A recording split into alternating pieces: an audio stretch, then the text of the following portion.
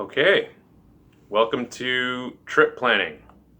This video will be about that and everything that needs to go into it and everything that should go into it, not only for your assignments, but more importantly for when you go out on your own or with friends or with family, what you want to include in a trip plan and things you should be considering before you go out. To keep communication as clear as possible, and so that you can make sure that if something does go wrong, you have a way to get out safely with everybody, and so that you have a good record of where you're going, what you're bringing, who you're with, and other important things. So I've broken it up into 4 separate categories for the purposes of this class: location, emergency, equipment, and itinerary. So I'll just go through the 4 of those really quickly. Well, not quickly. I'm going to go through them thoroughly. So location, something you need to, the first thing you need to know and put in your trip plan is where are you going? You want detailed and up-to-date trail and route and area information. That can be found online, that can be found on maps, that can be found by talking to other people.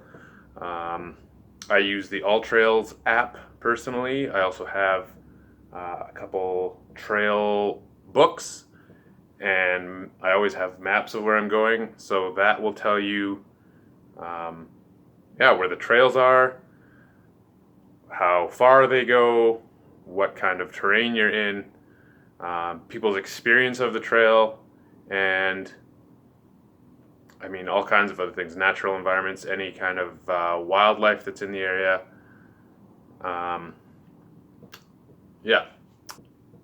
Second thing you want to look at, location specifically, is your weather forecast. What is the weather going to be like where you are going? So if you're in Langley or Abbotsford or Surrey and you look at the weather for those areas and you're going to Manning Park or Squamish, that's not going to be very helpful when you get there. You want it up to date. I recommend, and any professional would, printing off your weather forecast the morning of your trip. That might mean getting up another 10 or 15 minutes early, but then you have the most recent weather forecast and you know what to expect as your trip unfolds.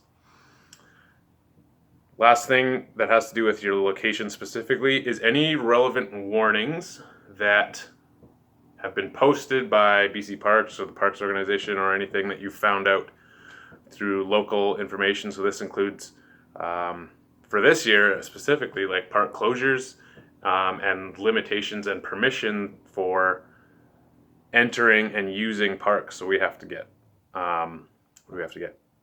basically a trail ticket this year to get through places like Seymour and Cypress. So those are things you want to look up. So closures, restrictions, fire bans, wildlife in the area. Sometimes they have bear warnings, those kinds of things. So that's all wrapped up in your location. The second department category for your trip planning is emergency. So emergency information, contacts, all you have. This includes the names of the people in your group. So your name and anyone else that you're traveling with. Even if you have someone who's driving or shuttling you, you want to include those names as well. And that's personal information, phone numbers, emergency contacts in case something happens to them. So this is a bit of the communication piece. The other emergency information you want to have is emergency access routes. So whether that's by water, by land, by air, an alternative trail down or out, a road. Sometimes they're a helicopter landing pad. You'll see one of those at Lindeman Lake when we go up there. You want to be able to have a way out. You want to have several ways out is kind of the idea, so that if the way that you went in is blocked or impaired or in disrepair, you have another way. Or if it's you're unable to do it because of a group limitation or an injury or something like that. The final piece of emergency information you want to have is what kind of communication are you going to be carrying with you? So do you have a personal locator beacon? Do you have radios? Do you have a whistle? Do you have a satellite communicating device? Make sure that you know that that works, that your subscription's up to date, and that you know how to use it. And maybe it wouldn't hurt to have somebody else know how to use it if something happens to you. That's just thinking ahead. So those are the 3 categories for emergency. Equipment. In your trip plan, you want to have a list of what you have for equipment. You want the people that you have left your trip plan with and whoever finds the copy that you have in your vehicle to know exactly what you have with you. So the first thing you want them to know is your first aid kit and your first aid supplies. So list and itemize everything that you have in your first aid kit so they know what they need to bring and what you have and what you might be using already if the situation turns dire. The other thing you want to have is all of your group equipment. So do you have stoves? Do you have tarps, tents, water purifiers?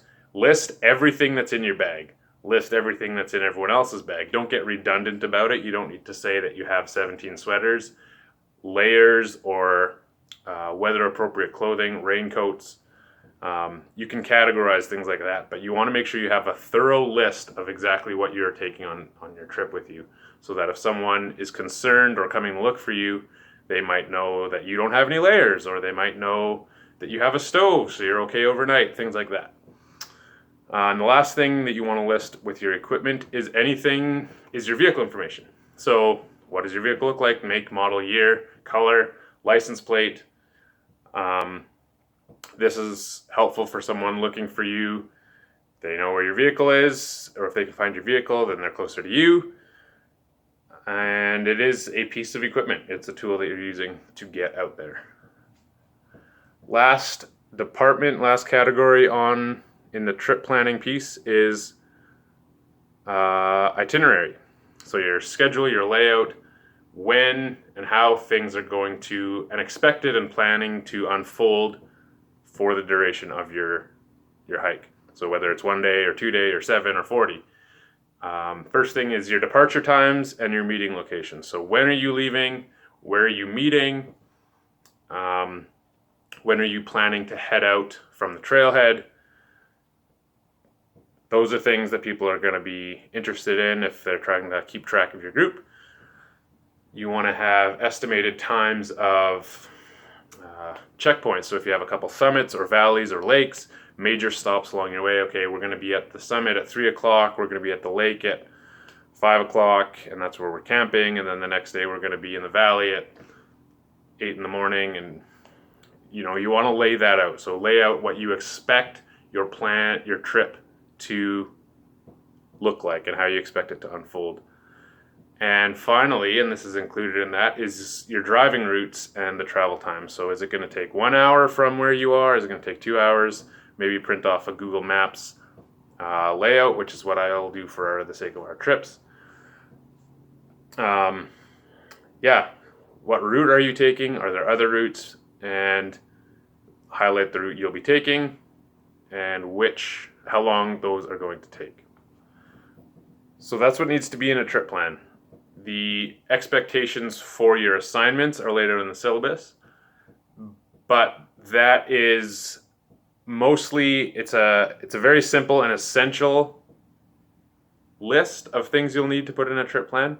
I would encourage and recommend that when you do your own, you do at least that much or more, so that you can provide as much information to the people you're leaving behind as possible, so they can know how to contact you, how to get you help, and when to expect you back.